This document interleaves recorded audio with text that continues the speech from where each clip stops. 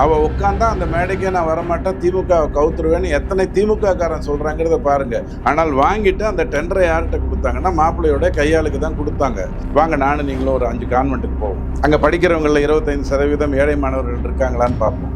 சாதி மறுப்புங்கிறது அந்த இடத்துல இருந்தே உங்களுக்கு தொடங்குது. கதை விட வேண்டாம். பெரியாரின் கொள்கைகள் அப்படின்னு சொல்லி புத்தகத்தை வெளியிட்டு பெரியார் அவர்கள் பேசிய நிறைய விஷயங்களை, இன்னைக்கு சீமான் பேசுகின்ற பல விஷயங்கள் எல்லாம் கருணாநிதி ஐயா தான் எடுத்து கொடுத்தார். அவுரங்கசீப்போடைய அப்பா யாருங்கிறது உங்களுக்கு நல்லா தெரியும். அடுத்தவன் கொண்டாடியை கூட்டிகிட்டு வந்து 14 குழந்தைய பெற்று போட்டு அவளையும் சாவடிச்சுட்டு அதனுடைய 2வது குழந்தைய இவனை கல்யாணம் பண்ணிட்டு அந்த கேவலங்கள்லாம் அங்கேயோட முடிச்சு இங்கே வரவே இல்லை.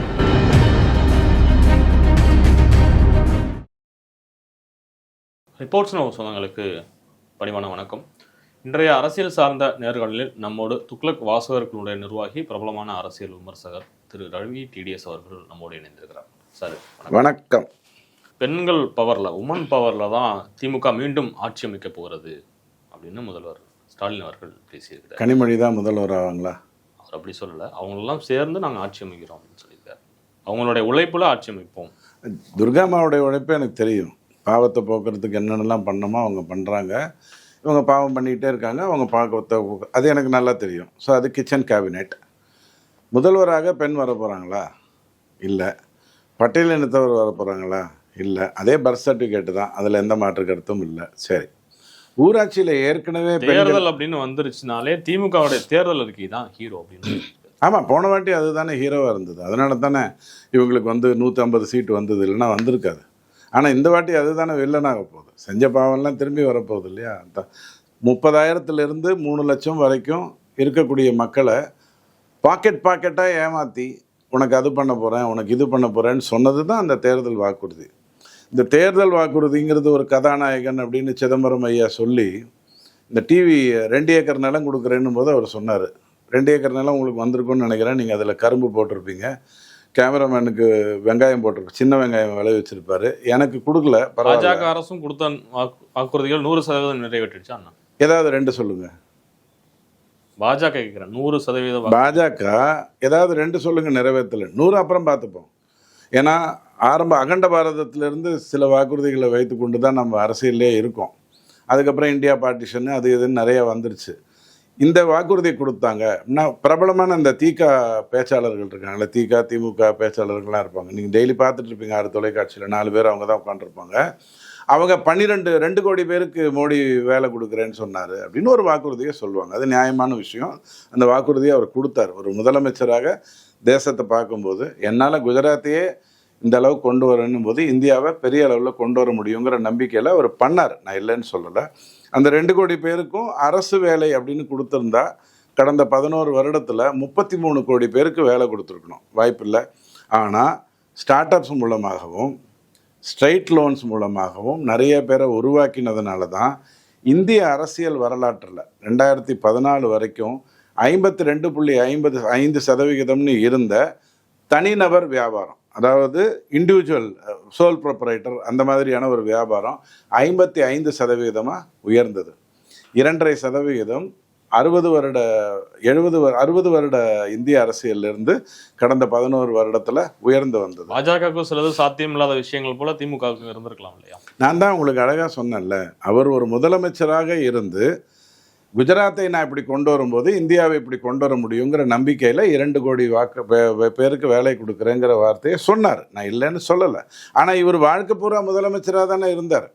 இவர் தானே எனக்கு முதல்ல எங்கள் கொள்ளு தாத்தாக்கு சொன்னார். அவர் திராவிட மாடல் 2.0 அப்படி தான் சொல்ல. இதுக்கு முன்னாடி இருக்கிறத முதல்வர் ஸ்டாலின் அவர் எடுத்து கணக்கில் அதை எடுத்துக்கவே முடியாது.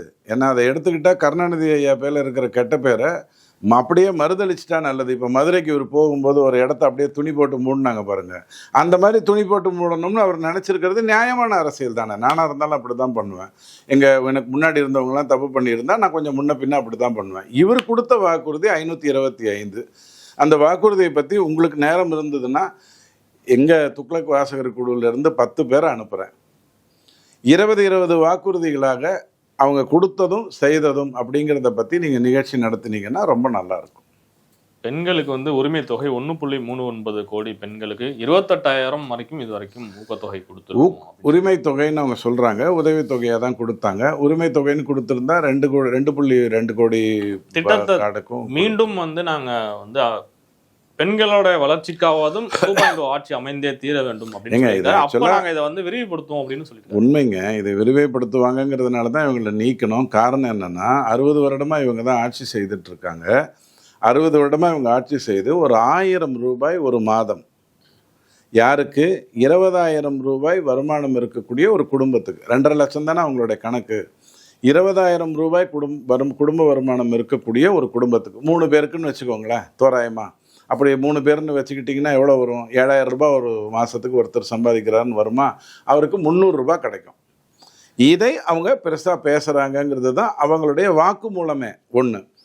அந்த திட்டம் அறிவிக்கும் போது என்னென்ன சொன்னாங்க?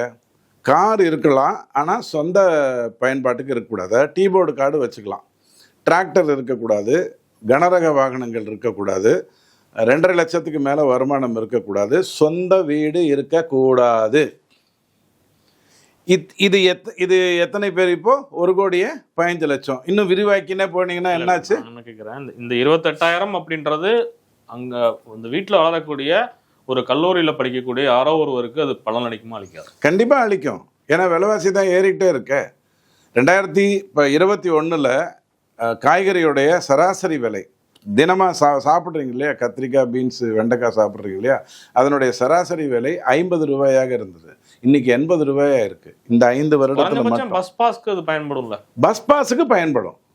பஸ் பாஸ்னால பலன் அளிக்கக்கூடியது தானே. 3 மாநிலத்தில் ஏற்கனவே செயல்படுத்தியதை தாய்மார் வீட்டில் இருக்கக்கூடியவங்களுக்கு சம்பாதிக்க முடியாத ஒரு தாய்மார் தன்னோட பிள்ளைக்கு கொடுக்கறதுக்கு அது பயன்படும். உண்மையிலேயே பயன்படும். 3 மாநிலங்களில் இந்தியாவில் பயன்படுத்திய ஒரு திட்டத்தை இவங்களும் கொண்டு வந்தாங்கங்கிற வரைக்கும் பயன்படும். நாட்டுக்கு அதனால் எந்த நஷ்டமும் இல்லை. காரணம், ஒரு பஸ்ஸில் 40 பேர் போனாலும் 400 பேர் போனாலும் அதனுடைய தேய்மானம் மாறப்போகிறதில்ல. அப்போ 400 பேர் போக வைத்தது ரொம்ப சந்தோஷம். 30,000 கோடி ஸ்டேட் டிரான்ஸ்போர்ட் கார்பரேஷனுடைய நஷ்டம். 30,000 கோடி. இது யார் கட்ட போகிறா? 9,000 ஜெகத்ரட்சகன் கொடுக்க போகிறாரா? பொன்முடி கொடுக்க போகிறாரா? தமிழகம் தானே கொடுக்க போகுது. நானும் நீங்களும் தானே அந்த 30,000 கோடி டிரான்ஸ்போர்ட்டுக்கு கொடுத்து இந்த நாள் வந்ததுன்னு நான் சொல்லலை. பெண்களுக்கு இலவசம் கொடுத்ததுனால, விடியல் பயணம் கொடுத்ததுனால அந்த நஷ்டம் வந்ததுன்னு சொல்லலை. ஆனால் இவங்க அக்கறை எடுத்துக்காததுனால 30,000 கோடி அதனால் மட்டும் நஷ்டம் வந்திருக்குங்கிறது உண்மையான ஒரு விஷயம். ஸோ நீங்கள் அதை யார்கிட்ட கொடுக்க போகிறீங்க? இப்போ ஒரு மார்வாடி உட்காந்துருக்கார் ஒரு கடையில், அவர் உங்ககிட்ட இருந்து நகையை வாங்கிட்டு உங்களுக்கு பணம் கொடுக்குறாரு. அந்த நகையை வச்சுட்டு அவர் ஏதாவது பிஸ்னஸ் பண்ணுறாரா? 9,000 கோடி முறை பயணம் செஞ்சுருக்காங்க இலவசமாக அப்படின்றது பெருமையாக சொல்லுங்கள். ஐயோ, பெருமையாக சொல்லுங்கள். அதனால தானே 30,000 கோடி எனக்கு நஷ்டத்துக்கு நீங்கள் என்ன பண்ண போகிறீங்கன்னு நான் கேட்குறேன். பெண்களுக்கு விடியல் பயணம் கொடுத்ததுனால நஷ்டம் வந்ததுன்னு நான் சொல்லவே இல்லை. 4 பேர் போனாலும் 40 பேர் போனாலும் 400 பேர் போனாலும் பஸ்ஸினுடைய தேய்மானம் ஒன்றும் மாறப்போகிறது இல்லை. ஆனால் இவங்க எலக்ட்ரிக் பஸ்ஸுன்னு ஒன்று வாங்கி விட்டுருக்காங்க இல்லையா, நம்ம மாப்பிள்ளையோடைய சொந்தக்காரங்க தான் அதை ஓட்டுறாங்க. நம்ம மாப்பிள்ளைன்னா சொல்லிக்கோங்களேன், கழகம் ஒரு குடும்பம் தானே. அப்புறம் நம்ம மாப்பிள்ளை தானே பாவம். அவர் 30,000 கோடியை வருஷத்துக்கு 2 பேர் சம்பாதிக்கிறாங்கன்னு தியாகராஜன் ஐயா சொன்னால் அந்த மாப்பிள்ளையை பற்றி தான் பேசுகிறேன். அவருடைய சொந்தக்காரங்க தான் ஓட்டுறாங்க. ஒரு நாளைக்கு 15,000 ரூபாய் கொடுத்துட்டு அந்த பஸ்ஸை நீங்கள் எடுத்துகிட்டு போய் ஓட்டலாம். அந்த பஸ்ஸை நீங்கள் எடுத்துகிட்டு போய் ஓட்டலாம். யார் வேணாலும் ஓட்டலாம். செலவு பண்ண போகிறது தமிழக அரசு. எலக்ட்ரிக் பஸ்ஸு இன்னும் வேற வாங்க போகிறேங்கிறாரு. பழைய இன்ஜின் இருக்கு, பழைய பஸ் நம்ம இதுக்கு முன்னாடியே குறை சொல்லிட்டே இருந்தோம். புதுசாக பஸ் வாங்குறாரு. புதுசாக பஸ் வாங்கினதுங்கிறது மத்திய அரசு திட்டம். அதை ஏற்றுக்காமல் இருந்தது தமிழகம். அப்புறம் அதில் இருக்கக்கூடிய அற்புதத்தை புரிஞ்சுக்கிட்டு வாங்கினாங்க. ஆனால் வாங்கிட்டு அந்த டெண்டரை யார்கிட்ட கொடுத்தாங்கன்னா மாப்பிள்ளையோட கையாளுக்கு தான் கொடுத்தாங்க. கொடுத்துட்டு என்ன பண்ணுறாங்கன்னா, ஒவ்வொரு நாளும் எலக்ட்ரிக் பஸ்னால மட்டும் தமிழகத்துக்கு வரக்கூடிய நஷ்டம் அப்படிங்கிறது அவங்களுக்கு தெரியணும். ஒன்று புரிஞ்சுக்கோங்க, அதிமுக எப்போதும் அதிமுக சார்ந்தவங்களுக்கு டெண்டர் கொடுக்குறதே இல்லையா? இங்கே பாருங்க, அதே அண்ணாமலை அவர்கள் யாரெல்லாம் சொந்தக்காரங்களுக்கு டெண்டர் கொடுத்தாங்க கடந்த 10 வருடமாங்கிற கணக்கை கொடுக்குறேன்னு சொல்லியிருக்காரு. அப்போ நம்ம அதை தெரிந்து கொள்வோம். உதாரணத்துக்காக டிஸ்டிலரி சாராய ஆலைகளை பற்றி எடுத்துப்போம். 27, 28 சாராய ஆலைகள் இருக்குன்னா அதில் திமுகவை சார்ந்தது எத்தனை பேர்? சசிகலா அம்மா கிட்ட 1 இருக்குது, எனக்கு தெரியும். வேற ஏதாவது இருந்தால் நீங்கள் சொல்லுங்கள். ஸோ டெண்டரை தெரிஞ்சவங்களுக்கு கொடுக்கறதுங்கிறது எல்லா அரசும் செய்யக்கூடிய ஒரு தவறு தான். ஆனால் இந்த அளவுக்கு இல்லை. 27ல் 20 திமுகவுக்கு, 4 பேர் மற்றதுக்கு, 3 பேர் அதிமுகவுக்குன்னு பண்ணுற விஷயம் அல்ல. அதை நீங்கள் புரிஞ்சுக்கோங்க. உங்கள் ட்ராக்லேருந்து வர்றேன். பெண்களுக்கு முக்கியத்துவம். ஊராட்சி தேர்தலில் ஜெயிச்சவங்களை தயவு செஞ்சு மேடைக்கு கூப்பிடுங்க. உதயநிதி ஐயா வேண்டாம், இல்லை, மேயராக இருக்கிறவர்களையும் ஊராட்சி தலைவர்களாக இருக்கிறையும் தயவு செஞ்சு மேடைக்கு கூப்பிடுங்க. அவங்கள சேரில் உட்கார வைங்க. அந்த மேடையில் ஒரு சேர் போடுவீங்க இல்லையா, அதில் உட்கார வைங்க. சென்னை மேயர் ஒரு லேடி. இங்கே பாருங்கள், ஒருத்தரை வைத்துட்டு பேசுகிறதாக இருந்ததுன்னா, நான் திரௌபதி முர்முலேருந்து ஆரம்பித்தேன்னா உங்களால் தாக்கு பிடிக்க முடியாது. நான் கேட்க வர்றது என்னன்னா, ஒரு மேடையில் அவங்கள சேரில் உட்கார வைங்க. உட்கார வச்ச உடனே சாதி பிரச்சனை எவ்வளோ தூரத்துக்கு வருது, இந்த பாகுபாடு எந்த அளவுக்கு வருது, அவள் உட்காந்தா அந்த மேடைக்கே நான் வரமாட்டேன், திமுக கவுத்துருவேன்னு எத்தனை திமுக காரன் சொல்கிறாங்கிறத பாருங்க. ஊராட்சி மன்றத்தில் ஒரு சோறு பதம் இல்லைங்க, அது பிரியாணி செய்கிறவங்களுக்கு ரொம்ப கரெக்டான ஒரு விஷயம், ஒரு சோறு இருந்தாலே போகிறோம். ஆனால் அந்த ஒரு சோறை மட்டும் நீங்கள் சாப்பிட்ருவீங்க, ஏன்னா நீங்கள் தானே டேஸ்ட் பார்க்குறீங்க, மீதி கர்மத்தெல்லாம் நான் தான் சாப்பிடணும். அதனால் சொல்கிறேன், மேடையில் ஊராட்சி 33% கொடுத்தீங்க இல்லையா, 50% கொடுத்தா கதை விட்டுருப்பாங்க. இந்த 6 தொலைக்காட்சியில் இருக்கிற இவங்களாம் கூட அந்த கதையை விட்டுருப்பாங்க. மேடையில் உட்கார வைங்க. உட்கார வச்சுட்டிங்கன்னா பெரிய சாதனை. மேடையில் ஒரு சேரில் அவங்கள உட்கார வைங்க. யாரை? ஊராட்சி தலைவியாக இருக்கக்கூடிய பெண்களை. அவங்களுக்கு நாற்காலிகளுக்கு கொடுக்கப்படலை. இதுதான் உங்கள் லட்சணம். கதை விடுங்க. எத்தனையோ பத்திரிகை இருக்குது, அந்த பத்திரிகையெல்லாம் உங்களை பற்றி கதை விடும். உரிமை தொகை பல பெண்களுக்கு சுயமரியாதையையும் தன்னம்பிக்கையை அளிச்சிருக்கு அப்படின்னு அவங்களுக்கு அது கொடுத்ததாகவே இருக்கட்டும். நான் பலமுறை சொல்லியிருக்கேன், எந்த பொருளாதார நிபுணரும் ஏற்காத ஒரு விஷயம் என்னன்னா, 2.5 லட்சத்துக்கு கம்மியாக வருமானம் இருக்கிறவங்களுக்கு நீங்கள் என்ன கொடுத்தாலும் அது நியாயம். 55 லட்சம் குடும்பம் தான் தமிழ்நாட்டில் 2.5 லட்சத்துக்கு கம்மியான வருமானத்தில் இருக்கிறது. ஆனால் நீங்கள் 1,15,00,000 பேருக்கு கொடுத்துட்டு இன்னொரு 25,000 பேரை நீங்கள் சேர்ப்பீங்கன்னு சொல்கிறீங்க பாருங்கள். அங்கே தான் நீங்கள் உங்கள் தோல்வியை ஒத்துக்கிறீங்க. இத்தனை பேரை இத்தனை நாள் ஆண்டு இத்தனை பேரை வறுமை கோட்டுக்கு கீழ் வைத்திருக்கிறேன்னு நீங்கள் தான் ஒத்துக்கிறீங்க. 2 கட்சிகளுமே அதுக்கு பங்கு போட்டுக்கணும் கிடையாது. இந்த உரிமை தொகை மேட்டர் இன்னும் எடப்பாடி கிட்ட வரவே இல்லையே. வந்தால் மத்திய பிரதேசில் எப்படியோ, மகாராஷ்டிராவில் எப்படியோ, மற்ற மாநிலங்கள் எப்படி பிஜேபி கொடுக்குதுன்னு கேட்டால் நடக்கக்கூடிய வறுமை கோட்டுக்கு கீழே வச்சிருக்கிறதுக்கு அதிமுகவும் அதுக்கு பொறுப்பு. இங்கே பாருங்க, என்னை பொறுத்த வரைக்கும் திராவிட கட்சிகளுக்கு செய்தது எதுவுமே கரெக்டுன்னு நான் சொல்ல மாட்டேன். ஆனால் பெரிய திருடன் யார், சின்ன திருடன் யாருன்னு தான் நான் பார்ப்பேன். சுண்டலி என் வீட்டுக்கு வந்ததுன்னா நான் வளர்ப்பேன். அந்த சுண்டலி தான் பெருசாலி ஆகுங்கிறது எனக்கு தெரியும். முதல்ல பிஸ்கெட்டை போட்டு நான் ஒழிக்க நினைக்கிறது பெரிய பெருசாலியை தான், அது திமுகவை. அதை முதல்ல புரிஞ்சுக்கோங்க.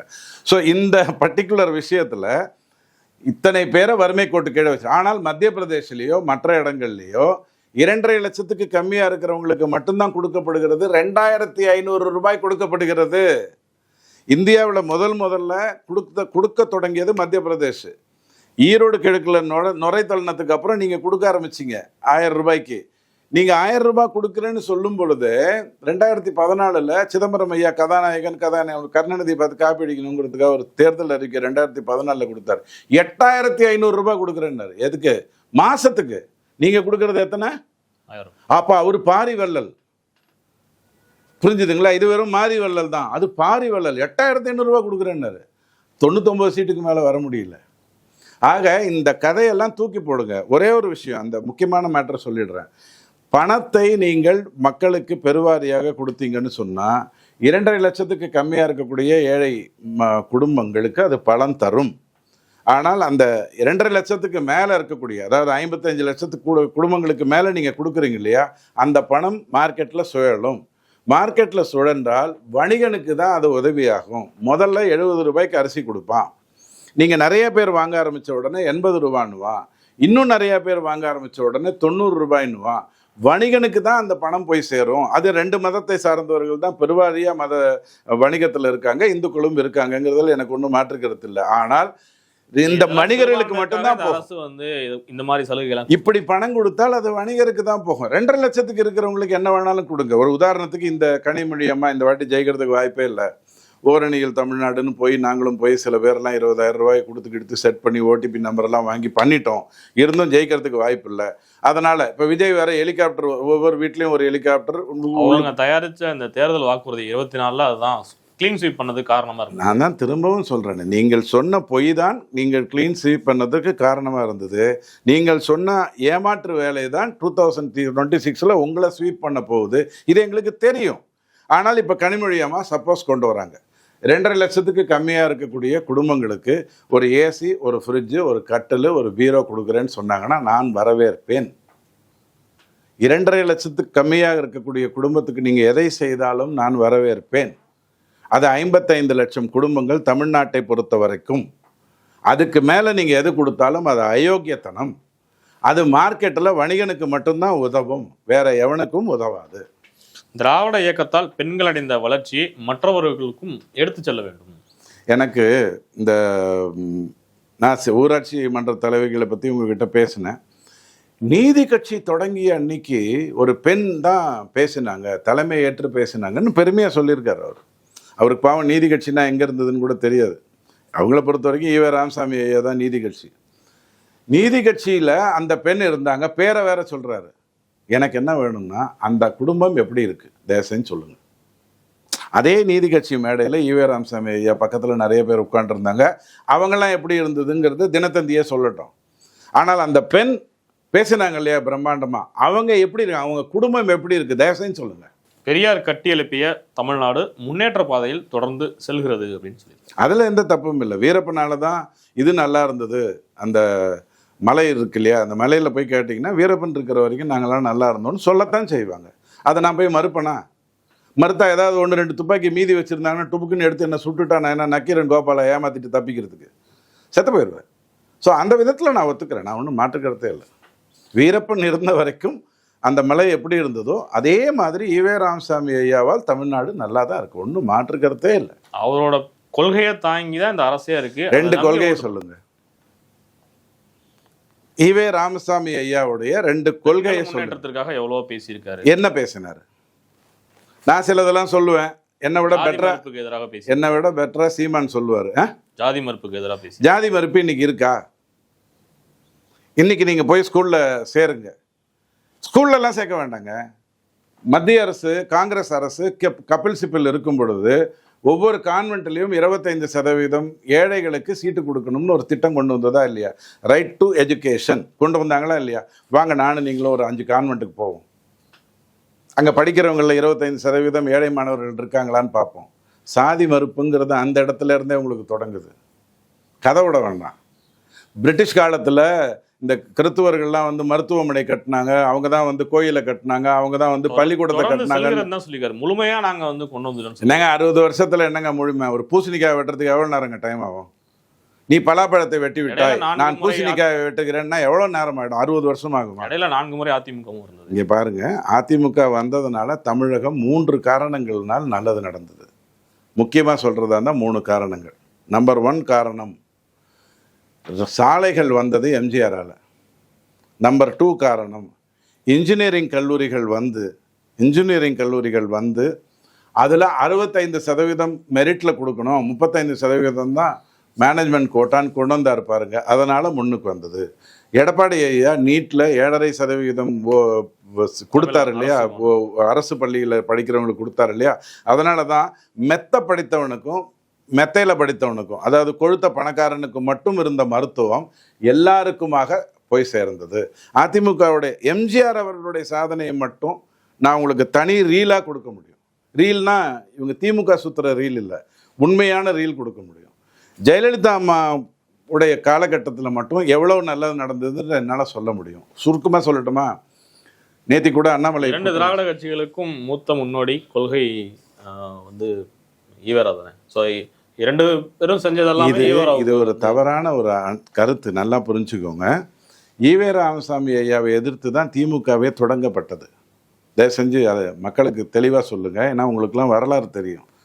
தொடங்கப்பட்டதே ஈவே ராமசாமியை எதிர்த்து தான். அண்ணாதுரை ஐயா இன்னொரு 5 வருடம் நல்லா இருந்திருந்தாருன்னா ஆரோக்கியத்தோட தமிழ்நாடு எங்கேயோ போயிருந்திருக்கும். அண்ணாதுரை ஐயா ரொம்ப அற்புதமான அறிஞர்னு நான் சொல்லலை, ஆனால் அவர் இருந்திருந்தா இந்த மன்னராட்சி கதை வந்திருக்காது. கருணாநிதி, உதயநிதி, இன்பநிதிங்கிற வேலையே நடந்திருக்காது. ஆண்டவன் அண்ணாதுரையை கூட்டிகிட்டு போயிட்டான். இப்போ என்ன ஆயிடுச்சுன்னா, கருணாநிதி ஐயா எம்ஜிஆரால் வந்தவர், இதெல்லாம் சுருக்கமாக தெரியும். 20 படம் பார்த்தாலே உங்களுக்கு தெரியும், இதுக்கெல்லாம் நான் தேவையில்லை. ஆனால் வந்ததுக்கு பிறகு, கருணாநிதி ஐயா வந்ததுக்கு பிறகு ஈவே ராமசாமி ஐயாவை அவர் கொண்டாடவில்லை. பெரியாரின் கொள்கைகள் அப்படின்னு சொல்லி புத்தகத்தை வெளியிட்டு பெரியார் அவர்கள் பேசிய நிறைய விஷயங்களை, இன்னைக்கு சீமான் பேசுகின்ற பல விஷயங்கள் எல்லாம் கருணாநிதி ஐயா தான் எடுத்து கொடுத்தார். எம்ஜிஆர் பெரியாளா வந்த உடனே இவர் டபக்குன்னு போய் ஈவே ராமசாமி காலில் விழுந்தார். அப்படித்தான் ஈவே ராமசாமி 2.0 அப்படிங்கிறது வர ஆரம்பிச்சது. அவரை புறந்தள்ளிட்டாங்க, நல்லா புரிஞ்சுக்கோங்க. ஸோ அதையெல்லாம் வைத்துக்கொண்டு தயவு செஞ்சு பேசாதீங்க. ஆனால் தமிழகம் நான் ஏற்கனவே சொன்ன மாதிரி வீரப்பன் மலை மாதிரி ஈவே ராமசாமியால் தான் நல்லா நாசாக்கு போச்சுன்னு நீங்கள் சொல்லுங்கள், நாசமாக போச்சுன்னு நான் சொல்லிக்கிறேன். அந்த கதையை அப்புறம் வருவோம். கேள்வி என்னன்னா, இந்த திட்டங்கள் மூலமாக நல்லது நடக்கிறது அப்படின்னு வருது இல்லையா, அது ஒரு அப்பட்டமான பொய். தமிழகம் அகண்ட பாரதத்திலேயே அற்புதமாக இருந்தது. அதுக்கு ரெண்டே காரணம். ஒன்று, முகலாயன் இந்த பக்கம் வரவே இல்லை. அவனுக்கு அங்கேயே சுகபோகிகள் நிறைய பேர் இருந்தாங்க. அவுரங்கசீப்போடைய அப்பா யாருங்கிறது உங்களுக்கு நல்லா தெரியும். அடுத்தவன் கொண்டாடியை கூட்டிகிட்டு வந்து 14 குழந்தைய பெற்று போட்டு அவளையும் சாவடிச்சுட்டு அதனுடைய 2வது குழந்தைய இவனை கல்யாணம் பண்ணிட்டு அந்த கேவலங்கள்லாம் அங்கேயோட முடிஞ்சு இங்கே வரவே இல்லை. ஏன்னா இந்தியா அகண்ட நாடாக இருந்தது. பிரிட்டிஷுக்கு தென்னகம்ங்கிறது வந்து கடத்துவதற்கான இடமா இருந்ததுனால அதை பாதுகாப்பாக வச்சுட்டு இருந்தான். கடத்துவது நார்த் ஈஸ்ட் வெஸ்ட்லேருந்து கடத்திக்கிட்டு வர்றான். எங்கே மூலமாக போக முடியும்? நம்மளுடைய கடலோர பகுதியால் தானே போக முடியும். அதனால் ரொம்ப நல்லா வச்சுட்டு இருந்தான். அப்படித்தான் வந்தது. தமிழகம் ரொம்ப நல்லா இருந்தது. இவங்களால் இல்லை, முதல்ல இருந்தே அப்படித்தான் இருந்தது. எங்களோட வந்து பல்வேறு தகவல்